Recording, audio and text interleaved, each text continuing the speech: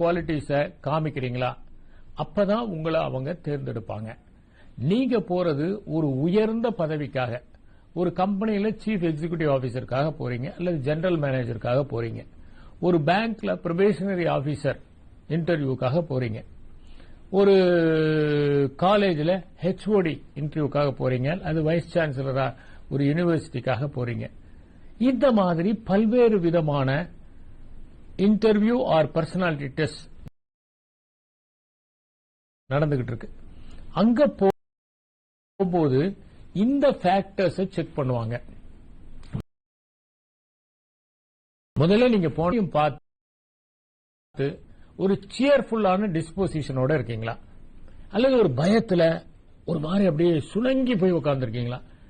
நீங்க போய் உட்காரும் போதே நீங்க ஒரு எக்ஸ்ட்ராவாட்டா அல்லது இன்ட்ராவாட்டா அப்படிங்கறத தெரிஞ்சுக்கலாம். நீங்க போய் கம்ஃபர்டபுளா உட்கார்ந்து எல்லார பார்த்தும் ஒரு சியர்ஃபுல்லா சிரிச்சீங்கனாலே, அப்ப ஏன்னா எல்லாரும் போன இறுக்கமா தான் இருப்பாங்க, ஒரு டென்ஷன் இருக்கும், நான் இல்லைன்னு சொல்லல. உடம்புல நல்ல ஹார்மோன்ஸ் செக்ரீட் ஆகணும். ஆக்சிடோசின் மாதிரியான ஹார்மோன்ஸ் எல்லாம் செக்ரீட் ஆகணும். அதை விட்டுட்டு கார்டிசால், அட்ரினலின் இந்த மாதிரியான ஹார்மோன்ஸ் செக்ரீட் ஆனிச்சுன்னா உடனடியாக இம்ப்ளிமெண்ட் பண்ண சொல்லுவாங்க. சில நேரங்களில் எம்ப்ளாயிஸ்க்கே அவங்களை பிடிக்கும். எங்க பாஸ் என்ன கரார் தெரியுமா, அவர் சொன்னார்னா அவ்வளவுதான். பீப்புள் ஸ்டார்ட் லைக்கிங் தம் ஆல்சோ. இதெல்லாம் ஆட்டோகிராட்டிக் லீடர்ஷிப்பினுடைய அட்வான்டேஜஸ். டிஸ்அட்வான்டேஜஸ் என்னன்னா, லாங் ரன்ல டைல்யூட் ஆயிரும்.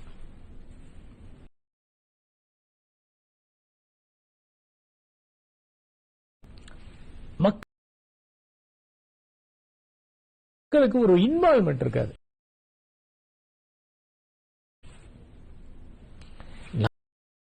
நாமளும் இந்த டெசிஷன் எடுத்தோம் அப்படின்னு இருக்கும்போது தான் அவங்க முழுமையா ஒத்துழைப்பு தருவாங்க.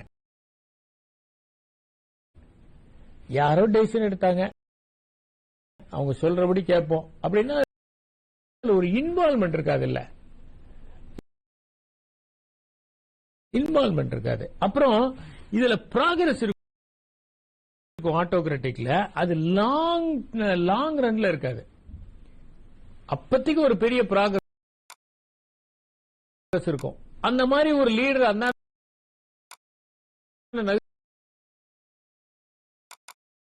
நாடுகள் வளர்றதுக்கு பெரிய கஷ்டம் ஏற்பட்டுரும்.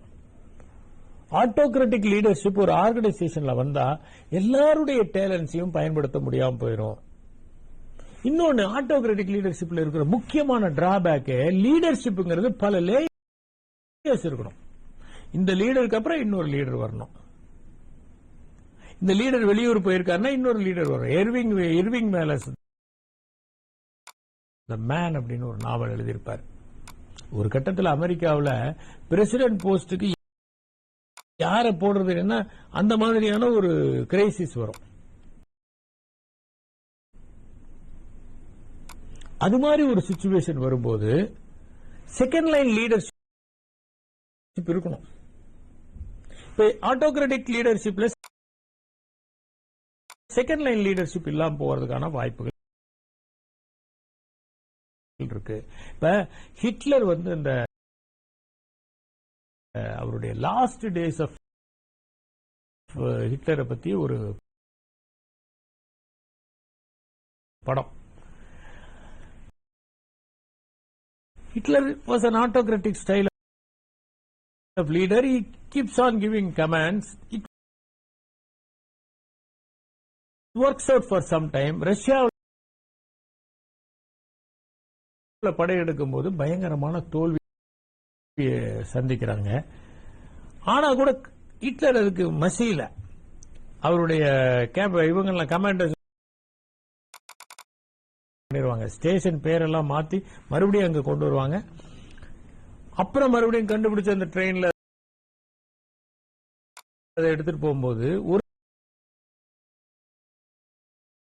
கட்டத்துல ஜெர்மனி தோத்து போயிருது. அப்ப அந்த திரும்பி போகும்போது இந்த கமாண்டர் யாரெல்லாம் அந்த பெயிண்டிங்ஸ் எடுத்துட்டு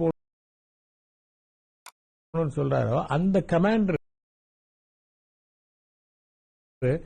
அந்த ட்ரூப்புகள்லாம்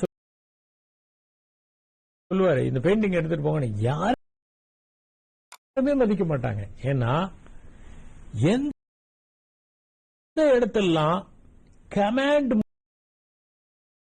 மூலமா வேலை நடக்குதோ அது அத்தாரிட்டி இருக்கும்போது ஒர்க் ஆகும், ஜெயிச்சுக்கிட்டு இருக்கும்போது ஒர்க் ஆகும், தோத்துக்கிட்டு இருக்கும்போது அது ஒர்க் ஆகவே ஆகாது. ஆனா உண்மையான லீடர்ஷிப்ங்கிறது தோத்துக்கிட்டு இருக்கும் போதும் தோள் கொடுப்பதில் தான் இருக்கிறது, துயர் இருக்கிற போதும் கண்ணீரை துடைப்பதில் தான் இருக்கிறது, அல்லலுறுகிற போதும் ஆறுதல் அளிப்பதில் தான் இருக்கிறது. அதை எப்படி மேனேஜ் பண்றது?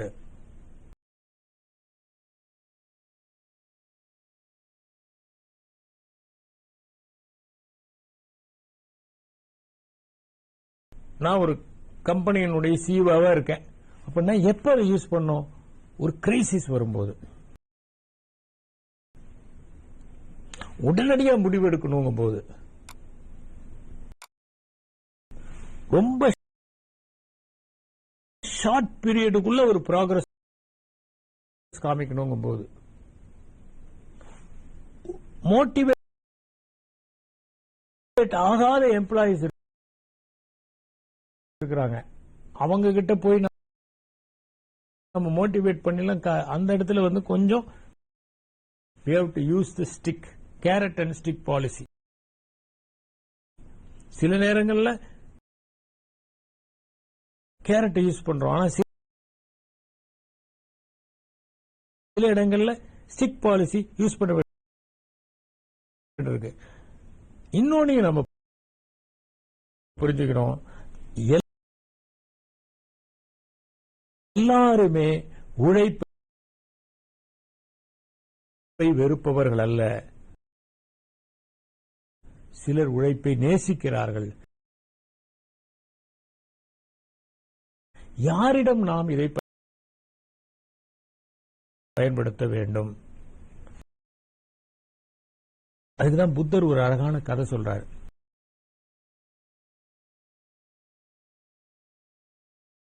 போது நம்ம என்ன பண்ணணும்? அவங்கள நாம கூட அரவணைச்சுட்டு தான் போகணும். அவங்க கிட்ட ஆட்டோகிராட்டிக் லீடர்ஷிப் காட்ட முடியாது. ஆட்டோகிராட்டிக் லீடர்ஷிப் யாரெல்லாம் இந்த சவுக்கில் அடிச்சாதான் ஓடுவாங்களோ, எலும்பு மஞ்சையில பட்டாத்தான் ஓடுவாங்களோ, அப்படிப்பட்ட குதிரைகளுக்கு தான் தேவைப்படுகின்றன. எனவே ஆட்டோகிராட்டிக் லீடர்ஷிப்பை நாம் முழுவதுமாக பயன்படுத்த முடியாது. தேவைப்படுகிற இடங்களில் அதை நாம் பயன்படுத்தலாம். இதை